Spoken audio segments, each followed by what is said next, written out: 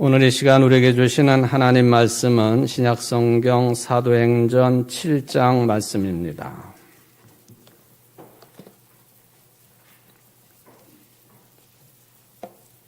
사도행전 7장 54절부터 60절까지 말씀 봉독해 드리겠습니다. 그들이 이 말을 듣고 마음에 찔려 그를 향하여 이를 갈거늘 스데반이 성령 충만하여 하늘을 우러러 주목하여 하나님의 영광과 및 예수께서 하나님 우편에 서신 것을 보고 말하되 보라 하늘이 열리고 인자가 하나님 우편에 서신 것을 보노라 한데 그들이 큰 소리를 지르며 귀를 막고 일제히 그에게 달려들어 성 밖으로 내치고 돌로 칠세 증인들이 옷을 벗어 사울이라 하는 청년의 발 앞에 두니라. 그들이 돌로 스데반을 치니 스데반이 부르짖어 이르되 주 예수여 내 영혼을 받으시옵소서 하고 무릎을 꿇고 크게 불러 이르되 주여 이 죄를 그들에게 돌리지 마옵소서. 이 말을 하고 자니라. 아멘. 이는 하나님의 말씀입니다. 사순절 네 번째 주일을 맞아 예배드리고 말씀을 받는 여러분 모두에게 오늘 찬양 가사처럼 천국 음악 소리 같은 은혜로운 말씀이 들려지기를 주의 이름으로 축원을 드립니다. 오늘은 특별히 우리 교단 총회가 제정한 순교자 기념 주일입니다. 또 이 기독교 신앙의 순교 그러면 우리 청주제일교회를 빼놓을 수 없는 교회인데 순교에 관한 주제로 말씀을 전하도록 하겠습니다. 올해 2026년 우리 교회 지금 이 자리하고 또 관련이 있는 해라고 평가를 할 수가 있겠습니다. 물론 매 해가 의미 있는 해이기는 하지만은 2026년은 1866년 시작이 된 병인 박해가 시작된 지 몇 년째가 되는 해일까요? 160년 되는 해가 되겠습니다. 늘 한 해 한 해가 다 소중하겠지만 10년 단위로 끊어서 생각하는 경향성이 있기 때문에 160주년 병인 박해 되는 해다. 그런 말씀입니다. 1873년까지 자그마치 8년 동안 조선시대 때에 이 땅에 천주교 신앙을 가지고 있었던 수많은 사람들이 박해를 받고 죽임을 당하는데 정확한 통계 수치는 아니겠지만은 가톨릭 쪽에서 가지고 있는 이 사망자 소위 말하면은 신앙을 지키다가 죽은 사람들의 숫자가 약 8천여 명 된다라고 되어 있습니다.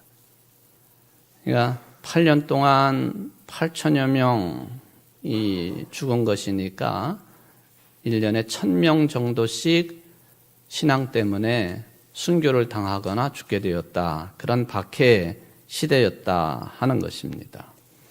이 끔찍한 역사를 기억하면서 물론 우리 교회가 소속되어 있는 개신교회에도 순교 역사가 있지만은 우리 청주제일교회 성도들은 이 가톨릭 교인들의 순교의 터전 위에 세워진 개신교회로서 그 의미가 훨씬 더 깊고 강하다 하는 것을 말씀드릴 수가 있겠습니다. 자, 이렇게 병인 박해가 시작된 해, 그 뒤로부터 160년이 되는 해가 올해다라고 할 때 그 개념 말고도요, 우리 교회로서는 또 뜻깊은 해이기도 합니다. 바로 병인 박해가 시작된 1866년 12월 10일 미국의 펜실베니아에서 우리 교회 설립자인 민노아 선교사가 탄생을 합니다. 그러니까 올해가 민노아 선교사 탄생 160년 되는 해다. 우리가 기념할 만한 그런 해가 되겠습니다. 민노아 선교사는 신학을 공부를 하고 또 해외 선교의 뜻을 품고 미국 북장로교회가 파송을 하는 선교사로 조선 땅에 1892년 11월 15일에 들어왔습니다. 정확한 기록입니다. 그리고는 1892년 11월 15일에 조선 땅에 발을 디뎠는데 꼭 12년 되는 해인 1904년 11월 15일이 우리 교회 창립 기념일인데 바로 꼭 12년 지나고 난 뒤 1904년 11월 15일에 우리 교회를 세웠다. 물론 우리 교회 설립 월일에 대한 이론이 약간 있기는 하지만 우리 교회는 이제 관례적으로 1904년 11월 15일을 창립 기념일로 받아들이고 있기 때문에 제일 가까운 주일이 창립 기념 주일이 되고 있지 않습니까? 이것은 그냥 우연의 일치다. 그렇게 보기에는 좀 남다른 의미가 있다고 저는 생각을 합니다.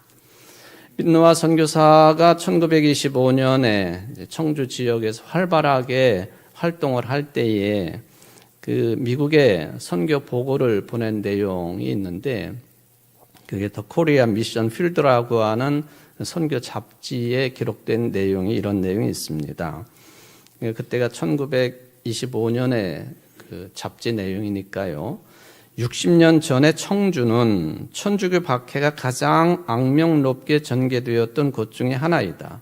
많은 희생자들이 둥근 돌담 안에 갇혀 있었는데 우리 선교부가 개설되었을 때만 해도 여전히 존재해 있었다. 그들은 경찰서에서 신문받고 고문당하고 판결받은 후 우리 교회 정문 가까운 곳 돌을 던지면 닿을 만한 냇가 모래밭에서 참수당하였다. 우리가 임시 사용하고 있는 성경학원의 건물 초석은 그 형무소의 벽에 돌로 지어진 것이다. 우리 교회와 학교, 청남학교를 말합니다.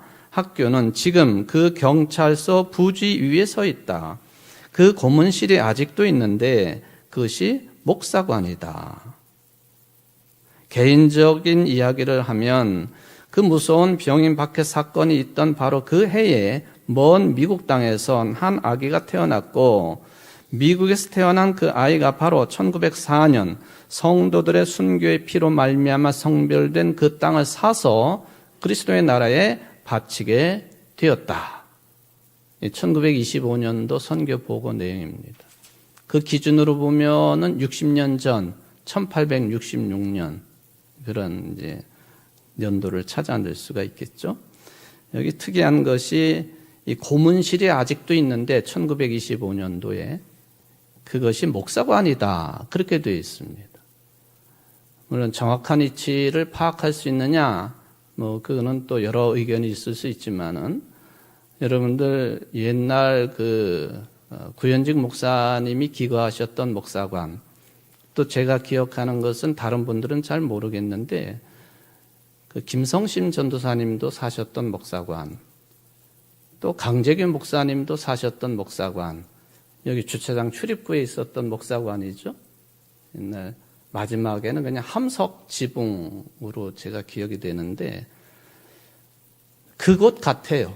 제가 볼 때는. 그 뒤에 그곳에다가 이제 80년대 초에 2층 사택을 건축을 하기도 했죠. 그러니까 사람들을 죽이도록 고문을 했던 그 고문의 장소가 청주교회 또 청주제일교회 목사관 자리였다 하는 것은 어떤 사람들은 좀 으스스한 느낌을 받을 수도 있겠지만 참 의미 있는 그런 자리다 하는 생각을 해봅니다. 생명을 죽이려고 하는 그 자리가 생명의 말씀을 선포하는 목사가 살던 곳이 되었다 하는 그 개념으로 연결이 되기 때문에 그렇습니다. 어떤 분은 우리 교회가 세워져 있는 이 자리에서 천주교 교인들을 죽여가지고 한쪽에 있는 웅덩이에다가 집어쳐 넣었다 하는 그런 주장을 하시는 분들도 있기는 합니다. 근데 그게 맞느냐 틀리느냐 제가 그걸 따지는 건 아니고요. 민노아 선교사의 1925년도 이 선교 보고를 확인을 해보면 우리 교회에서 돌을 던질 만한 거리에 있는 그 남석교 모래톱 그 이야기입니다. 이게 돌을 던질 만한 거리다 하면 예수님이 겟세마네 동산에서 피땀 흘리는 기도를 드리실 때에 제자들이 같이 동행을 했는데 그 옆에 있었던 건 아니죠. 돌을 던질 만큼의 거리에 있었던 제자들. 그 개념으로 보시면 야구 투수가 힘껏 돌을 던지는 그 개념은 아니고요. 돌을 툭 던질 만한 거리. 그 자리가 천주교인들의 순교의 자리다. 그렇게 받아들일 수가 있겠습니다. 2024년, 25년 우리 교회가 120주년을 기념해서 화보집을 냈죠. 여러분들 집에 돌아가셔서 한번 보실 수도 있겠지만 제가 이제 사진으로도 준비를 했습니다. 그 화보집 15쪽에 보면은 우리 교회가 이 자리로 이전하기 전 저의 석교 돌다리 있고 저 동그라미 표시가 우리 교회가 이전하기 전에 어떤 역할을 했던 장소냐 하는 것이죠. 그러니까 중영이 있던 곳, 영장이 주둔하는 곳, 경찰, 민노아 선교사의 표현대로 하면 경찰이 주둔하고 또는 군인 역할을 하는 사람들이 주둔을 했던 무서운 곳입니다. 이 자리는. 그런데 제가 동그라미 표시해 놓은 저 건물을 이제 여러분들이 좀 보셨으면 좋겠는데요. 그 다음 사진을 보시면 저 석교 저 남쪽에서 우리 교회 자리를 찍은 그 1906년 이전 사진입니다. 저기에 나무 틈 사이에 한옥 건물이 보이잖아요. 그 아까 동그라미, 빨간 동그라미 그 건물이 저 건물입니다. 그 청주 읍성도 그 지도에 보면은 저 건물의 이름이 뭐로 되어 있느냐 하면은 읍청당. 그러니까 관리들이 청렴결백하게 백성들의 호소에 귀를 기울이고 깨끗하게 관리직을 해야 된다 하는 그런 개념으로 이름 붙여진 건물이 저 읍청당이에요. 그 읍청당의 자료는 인터넷에도 나오고 있는데요. 바로 이 읍청당이 어찌 보면 저 가까운 석교 저 모래톱에서 가톨릭 교인들이 순교 당하는 장면을 관리들이 앉아가지고 이게 사형 집행이 제대로 되고 있는가 하는 것을 지켜보는 건물일 가능성이 크다. 그렇게 해석을 합니다. 저 나무 심겨진 곳이 이제 조금 높게 뚝으로 되어 있고 그 너머가 지금 우리 교회 자리이고 그러니까 언덕 같은 저곳에 건물이 있고 거기서 밑으로 내려다보면 이렇게 보면은 사형 장면이 내려다 보인단 말이죠. 바로 이 우리 교회 지금 순교 정원에 4분의 가톨릭 교인들이 이제 부조로 만들어져 있는데 그 중에 복자 오반지 바오로 그분에 관한 기록을 찾아보면은 오반지 바오로뿐만 아니라 다른 젊은이들이 함께 여기 갇혀 있었는데 관리들이 계속해서 배교를 요청을 합니다. 예수를 부인해라. 기독교인이 아니라고 말해라. 글로 써라. 그러나 오반지 바오로는 끝까지 그걸 거절을 합니다. 종이를 갖다 주고 마지막 순간에 여기다 배교한다. 그 말을 쓰라고 했던 것 같아요. 그랬더니 기록에 보면은 나는 결코 배교한다는 말을 쓸 수 없다라고 단언을 한 것으로 되어 있습니다. 그때에 바로 오반지 바오로 옆에 있던 사형 집행인이 이 바오로에게 달려들어가지고 사람들이 보는 앞에서 그의 목을 졸라 죽이고 말았다. 이제 이 표현이 그 순교자들에 대한 기록이 여러 갈래로 흩어져 있어서 우리가 알고 있는 죽음의 방법과 같은 거냐 하는 논란의 소지는 있겠지만은 병인 치명 사적이라고 하는 책 21권에 기록되어 있는 그런 내용입니다. 이것에 대해서 베드로라고 하는 사람이 이렇게 증언을 남겨놓았습니다. 뿐만 아니라 며느리인 수산나 증언에 따르면 참수하여 죽으니 나이는 54세였다. 오반지 바오로 이야기입니다. 그리고 날짜까지 나와 있어요. 그러니까 1866년 2월 11일에 참수하여 죽으니 나이는 54세라. 그러니까 병인년 1866년 2월 11일에 오반지 바오로는 순교를 했다 하는 그런 이야기죠. 이렇게 죽은 시신을 어떻게 했느냐? 그의 아들이 지게에다가 자기 아버지를 분위기로 보면 서둘러서 그냥 지게에다 실은 거죠. 막 식어가는 그 시신을 실어가지고 오반지 바오로의 고향이 진천입니다. 진천 지장골로 알려져 있는데 지장골 중에서도 반지라고 하는 지명을 가지고 있는 곳이 이 오반지 바오로의 살던 곳으로 알려져 있습니다. 그러니까 오반지는 진짜 이름이 아니고 그냥 오씨예요, 오씨. 그런데 반지 출신이라 해가지고 오반지 바오로 그렇게 이름을 붙여놓은 거죠. 그래서 그 아들이 서둘러가지고 청주부터 그 아버지 시신을 지게에 메고 걸어서 진천 지장골까지 간 거예요. 가가지고 이건 그때의 국법을 어긴 죄인이니까 빨리 서둘러가지고 장례를 치러야 되는데 제대로 절차도 밟지도 않고 그 지게에 실은 그 아버지 시신을 지장골 산 중턱쯤 되는 곳에 땅을 파가지고는 거기다가 그냥 이렇게 쓸어 넣은 거예요. 이게 어떻게 확인이 됐느냐? 2017년도에 천주교 청주교구가 이게 그 산속에 있는 복자 오반지 바오로의 산소를 방문하기도 쉽지도 않고 그리고는 후손들이 소유하고 있는 땅도 아니고 그러니까 계획을 세워가지고 이장 계획을 세웠습니다. 그래서 베티 성지 근처에다가 오반지 바오로의 묘를 새롭게 꾸미는데 이장을 한 겁니다.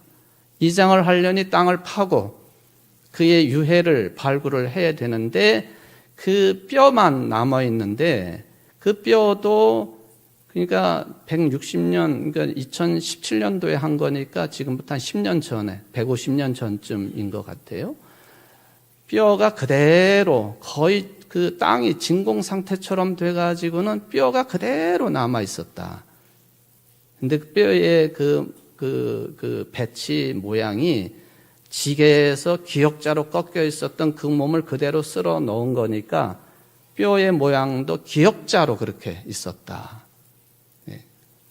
저 사진을 한번 보시면 이게 이제 바로 지게에서 이렇게 쓸어 내려가지고 처음 모셨던 묘, 거기다 표지성만 해놓은 거고요.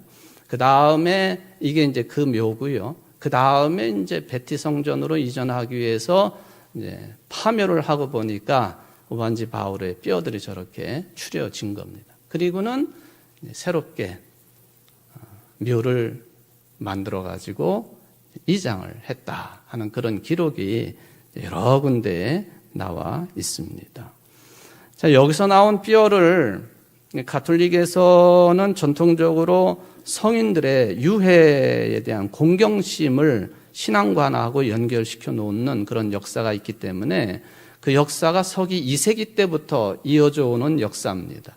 그러니까 성인들, 순교자들의 유해를 아주 굉장히 존중을 하는 거죠. 경배 차원까지는 아니지만. 그래서 이 뼈를 7군데로 나누어 줬습니다. 그 중에 이제 청주시내 순교지를 관할하는 성당이 여기 이웃에 있는 서운동 성당입니다. 그 서운동 성당 기회 되시면은 그 안으로 들어가시면 이런 성찬대 같은 제대가 있는데 그 앞쪽에 한가운데다가 장식을 해가지고 금속으로 장식을 해서 오반지 바오로의 유해를 거기다가 안치를 해놨습니다. 어디 뼈냐 하면은 여기 하악골이라고 불리우는 아래 턱뼈를 거기다가 안치를 해놓은 거예요. 왜 유별나게 수많은 뼈들이 있었을 텐데 좀 다리뼈 같은 건 큰 거니까 그런 걸 모시거나 아니면은 뭐 머리를 모시거나 그렇게 하지 않고 왜 여기 하악골을 모셨을까? 대충 감이 잡히실 거예요. 저도 지금 이렇게 설교를 하고 있지만 이 뼈가 움직여가지고 말하는 게 아니에요. 이게 움직이니까 말이 되는 거 아닙니까?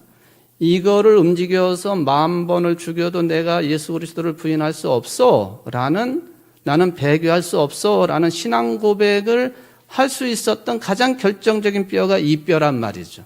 그러니까 성지를 관리하는 서운동 성당의 가장 중요한 신앙 고백의 뼈인 이 하악골 아래 턱뼈를 모셔놓고 있다. 저는 먼저 그렇게 해석을 합니다. 성인 유해에 대한 공경심, 그거는 여러 가지로 해석이 되겠죠. 이것은 우리 개신교하고는 조금 차이가 있기 때문에 이거에 대해서 집중할 이유는 없겠지만은 바로 이 우리랑 똑같은 육신을 가지고 우리가 똑같으면서도 신앙으로 보면 우리 모든 인간들과 달랐던 성인들을 유해를 통해서라도 가까이 체험할 수 있도록 해주는 그런 기회를 가톨릭은 적극적으로 제공하고 있다. 그러니까 그 성인들의 그 삶, 과거하고 현재를 살아가고 있는 그리스도인들을 연결해주는 매개로 성인들의 유해를 말하자면 존중하고 있다. 그런 뜻이죠.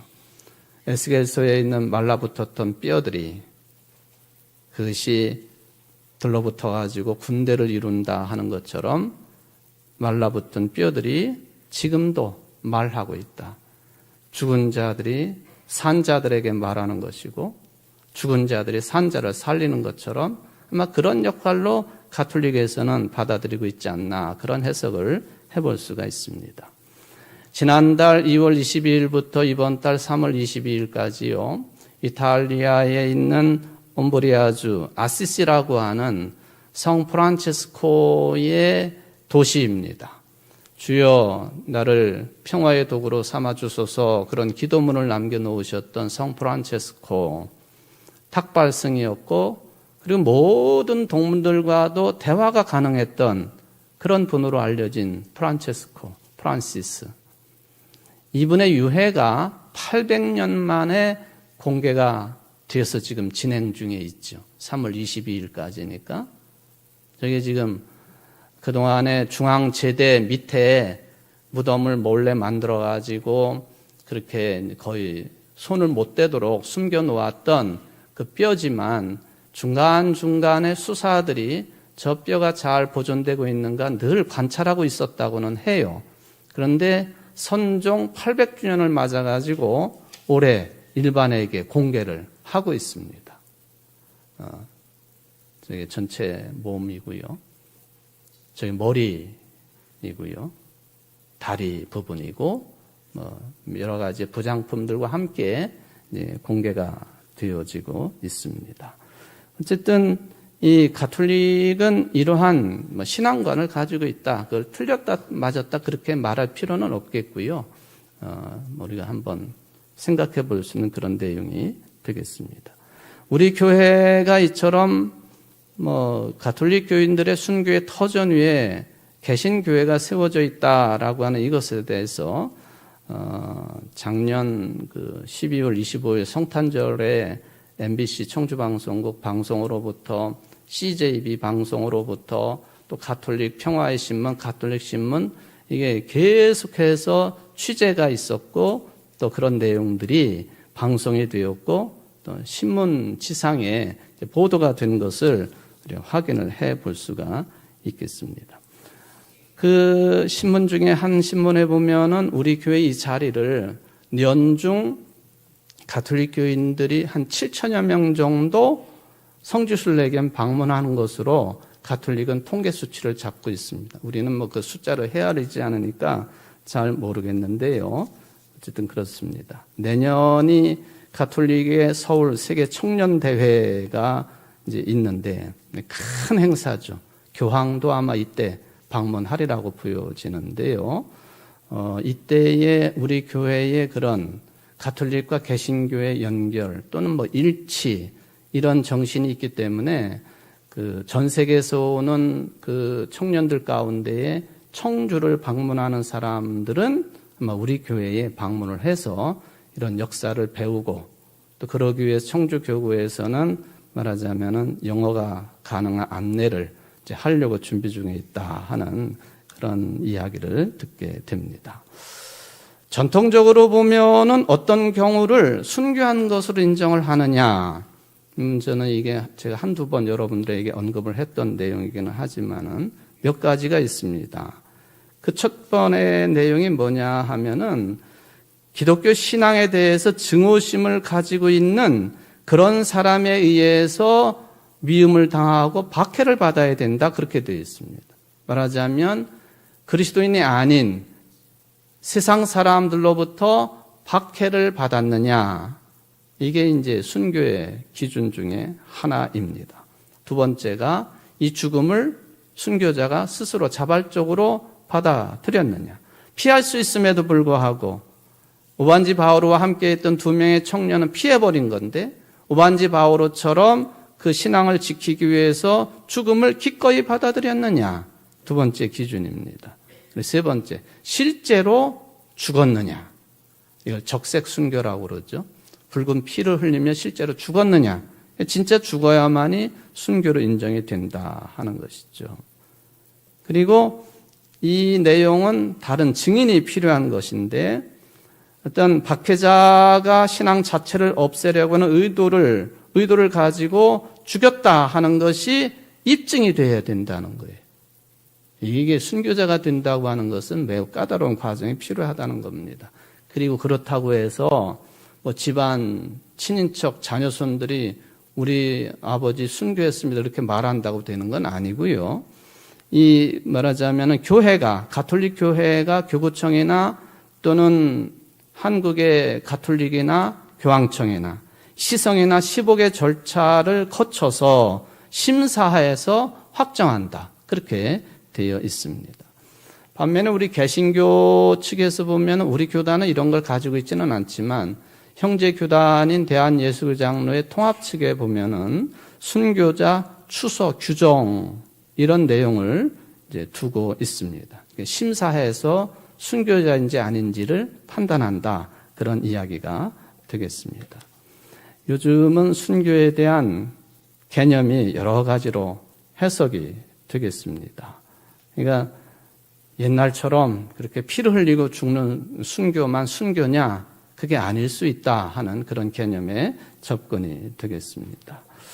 이 같은 순교 정신이 오늘에 어떻게 적용이 될까? 바로 이 스데반의 순교를 통해서 한번 우리가 생각을 해볼 수가 있다 하는 것이죠. 자, 스데반 집사는 이름 자체가 예루살렘 교회의 교인들 가운데에 유대인 출신 교인이 있었고, 또 반면에 이방인 출신 교인도 좀 있었습니다.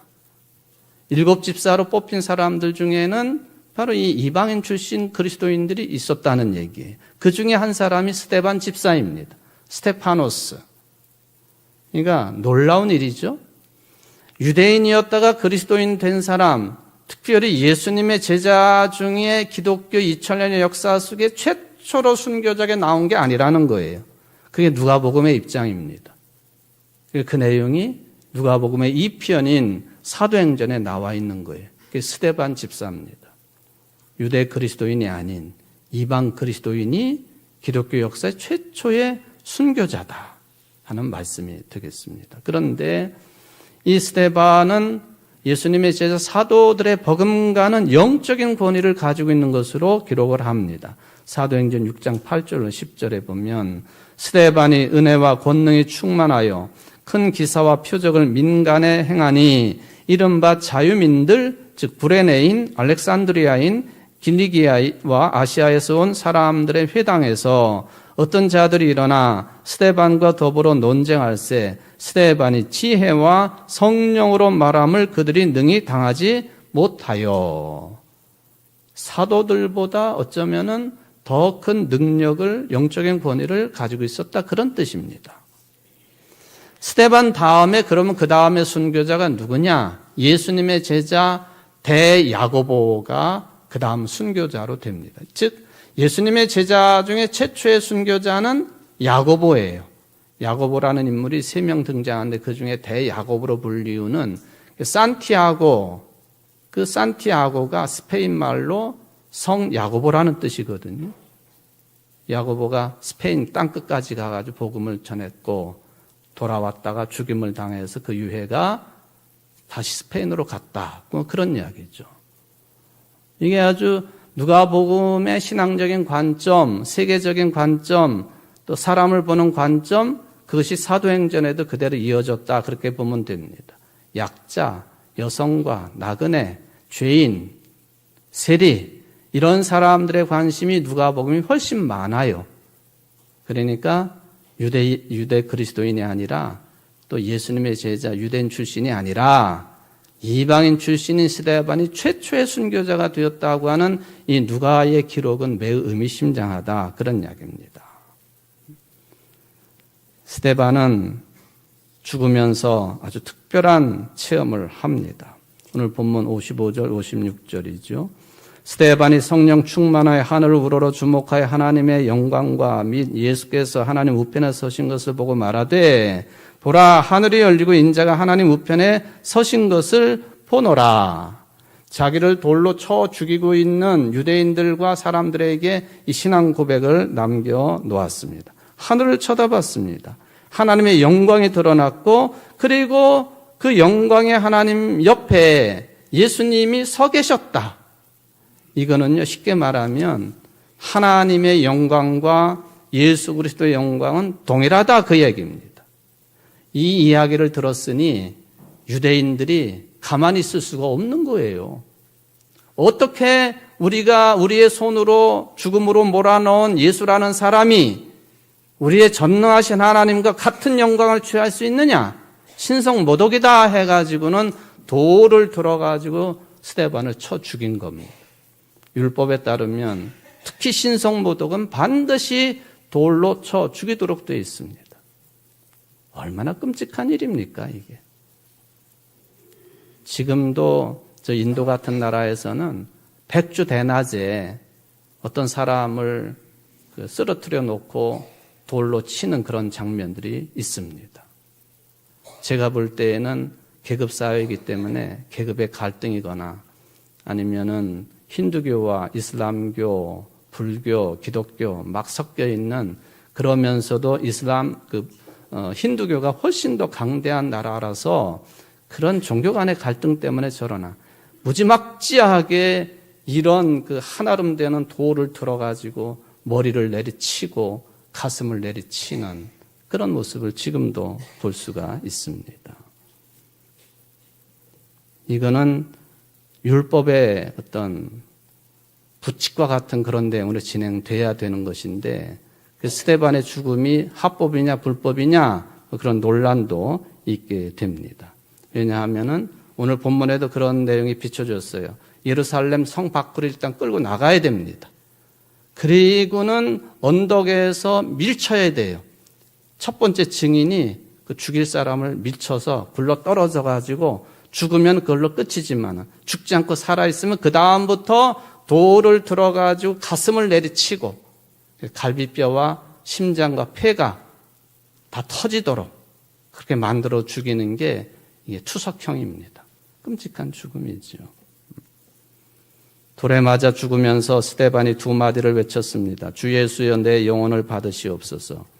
주여 이 죄를 저들에게 돌리지 마옵소서.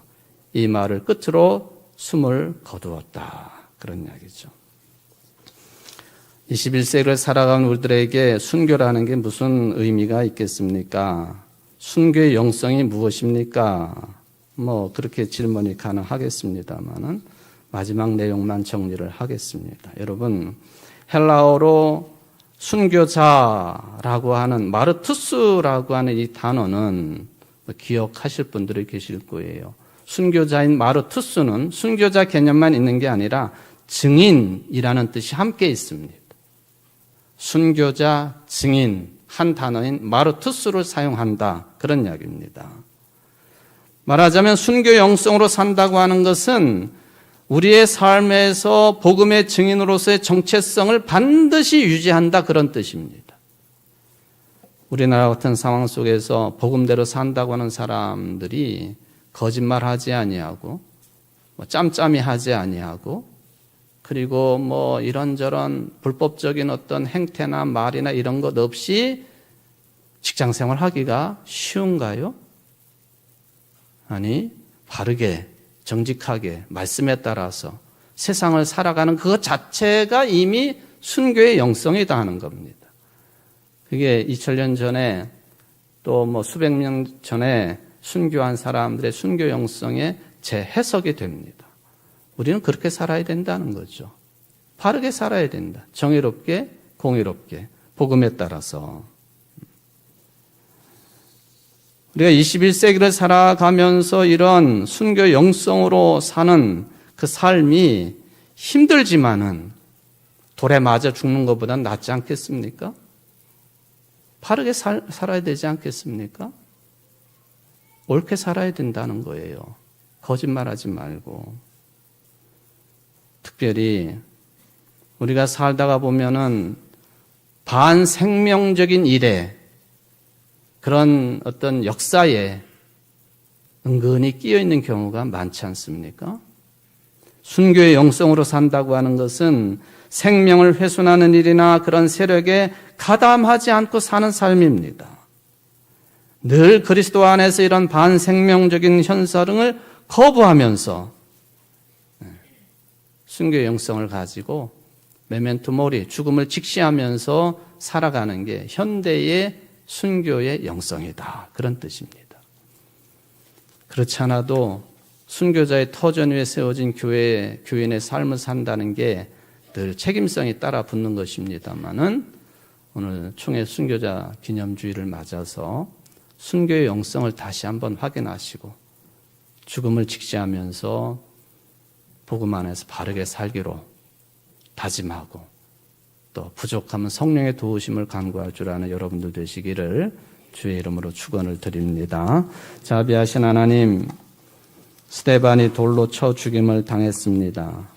그럼에도 불구하고 하나님의 영광을 보았고 그 영광 우편에 서신 예수 그리스도의 영광도 보았습니다. 예수님과 하나님의 영광이 같다고 하는 고백을 듣고 유대인들이 이를 갈고 귀를 틀어막고 그리고 린치를 가해서 돌로 맞아 죽었습니다. 하나님 아버지, 요즘에 우리가 그렇게 사는 그리스도인들은 없지만은 적어도 순교의 영성을 가지고는 살아야 되겠습니다. 반생명적인 현상에 동참하지 아니하고 거부하고 거짓에 휩쓸리지 아니하고 또 세상의 어떤 부귀영화를 위해서 사람의 생각대로만 살지 아니하고 복음 정신에 따라 살기로 다짐할 수 있는 오늘 예배드리는 모든 성도들이 될 수 있도록 복을 내리워 주옵소서. 예수님의 이름으로 간절히 기도합나이다. 아멘.